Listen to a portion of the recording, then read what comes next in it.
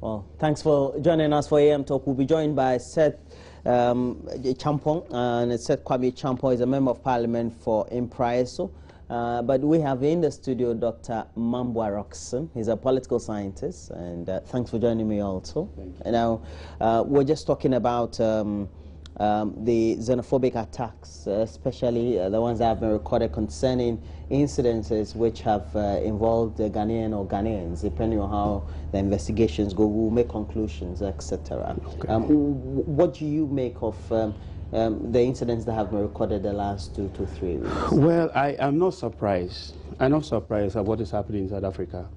South Africa, even prior to the World Cup, most Africans should have protested for the world body, FIFA, allowing the World Cup to go to South Africa.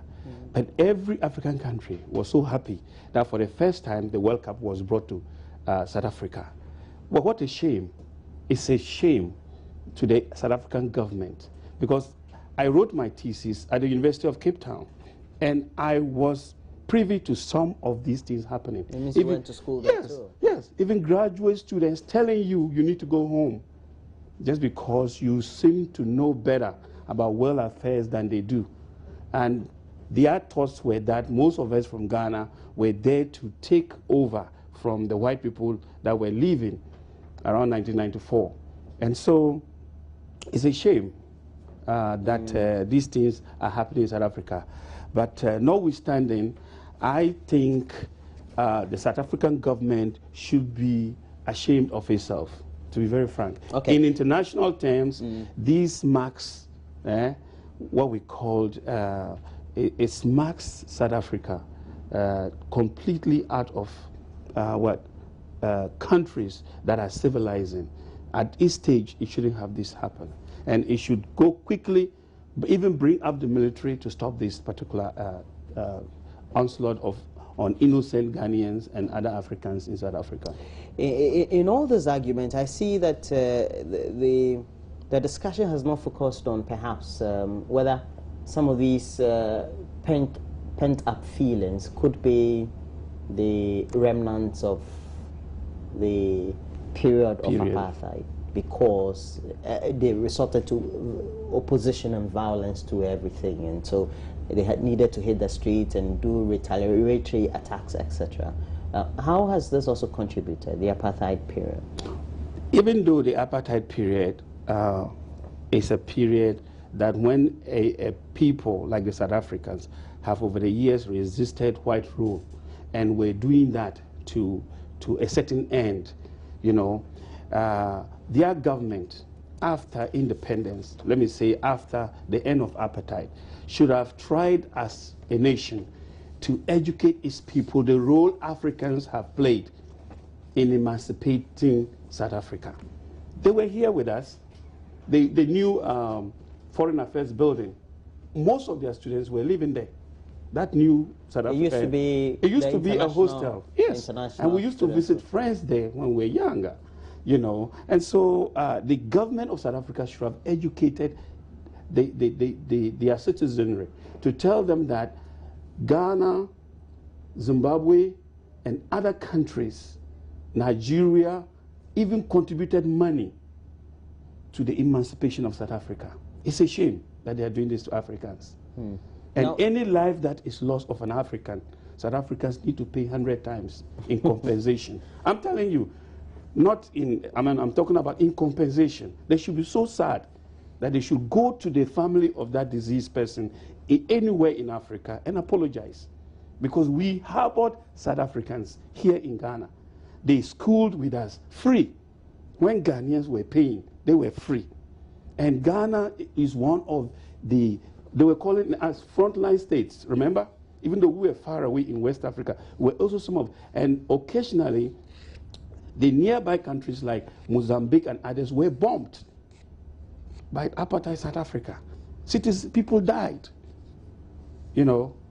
And Mbeki, their President Mbeki, was here. He was in Ghana, you see? So it's something they must be very careful.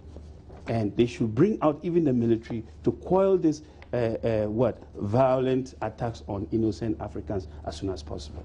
On Thursday or Friday, we had Julius Malema, who is currently a member of parliament there, who was one time a youth leader in the ANC who had to defect, so to speak, and also the president of South Africa before he left for a trip to Indonesia, also addressing parliament. And it was instructive that they were very much dissatisfied with the actions of the young people or the group of people who are taking up this very insurgency, so to speak. But it was also instructive that the Foreign Affairs Minister of the place has indicated that it is not a policy of government, but it's just a penchant for some dissatisfied youth to be perhaps directing the anger, whether indirectly or directly, at some of these immigrants, so to speak. I don't think that is correct. That particular MP is wrong, because whatever happens in a community, it begins with the community police. I'm sure these things came about because several attacks on foreigners in South Africa reported to the South African police have not yielded any positive result. And as a result, these youth, they started thinking that they could come up and use this as the last resort to drive out these particular foreigners. But they are not being educated at the police that these people are there on permits. Most of them are there on permits. Believe me, Ghana's police, as we all know, when you fight with a foreigner and you go to Ghanaian police station, because of what Nkrumah, the types of Nkrumah embedded in the police have time. They don't discriminate in Ghana here. They tend to rather even assist foreigners to defend them against Ghanaians. And that is why most Ghanaians, when they go with a foreigner, in fact, to a Ghanaian police station, it's not easy for them to just claim that that person is a foreigner, and for that matter, that person should be put behind bars. Our police is very sensitive about these particular issues. And so the South African police should have been very sensitive about these issues and to realize that you do not just ignore the concerns of foreigners when they report an abuse to you.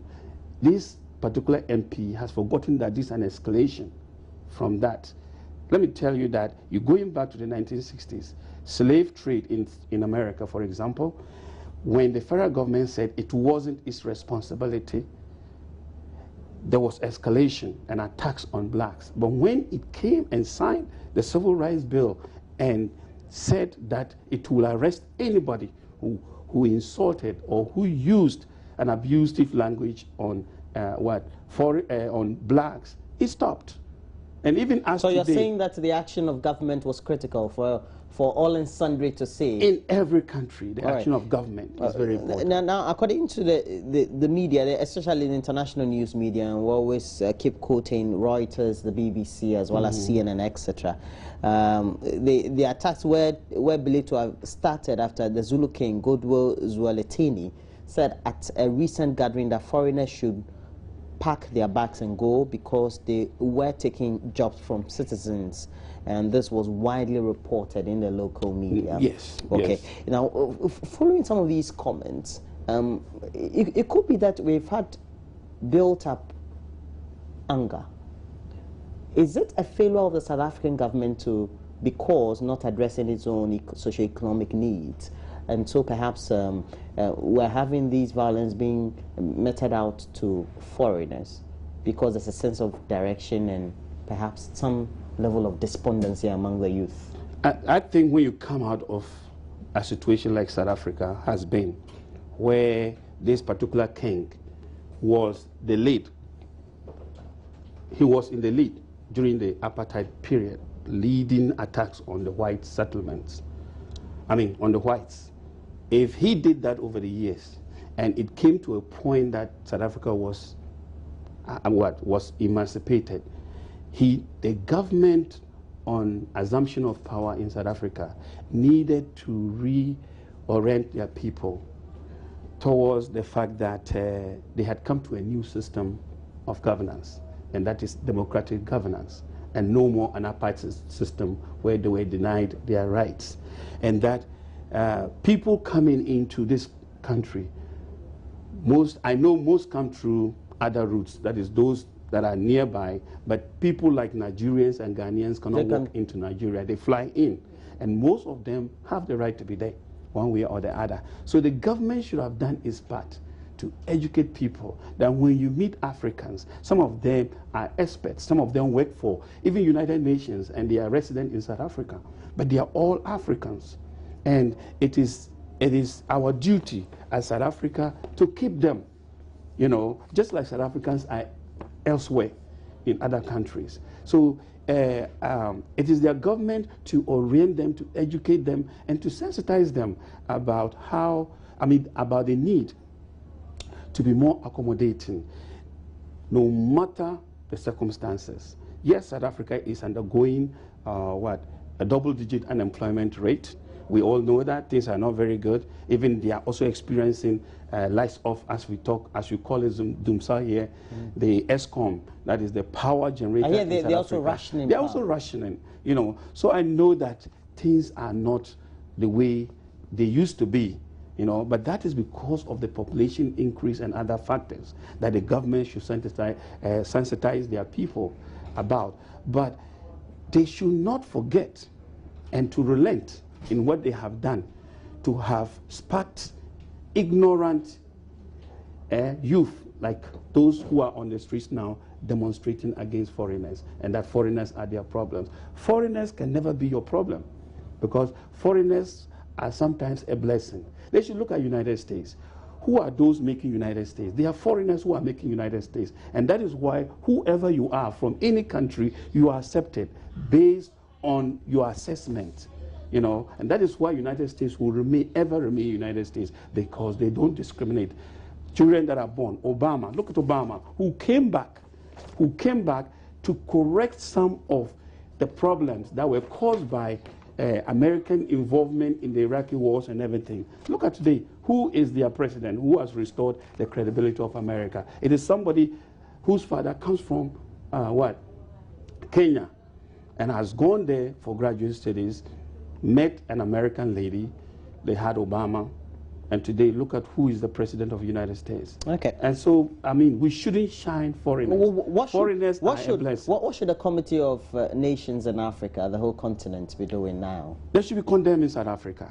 They should be condemning South Africa. But dialogue is also key, don't you? Yes, they should be condemning South Africa and call them, that they should call their people to attention and sit down with South Africa and try to educate South Africa so that they can address this issue on a more permanent basis.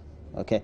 We have the new Patriotic Party presidential candidate, Nana Dankwa Akufo-Addo, adding his voice to calls for the president to consult widely before appointing a new chairman of the Electoral Commission. The current EC chairman, Dr. Kwadwo Afari-Gyan, is presently on leave ahead of his retirement in June 2015. And we'll be taking a look at this very subject as we have our next guest admitted into the discussions. And so do stay on. We'll be right back. When we come back, we'll be having Seth Kwame Champong, Member of Parliament for Impriso, joining us for more discussions on AM Talk.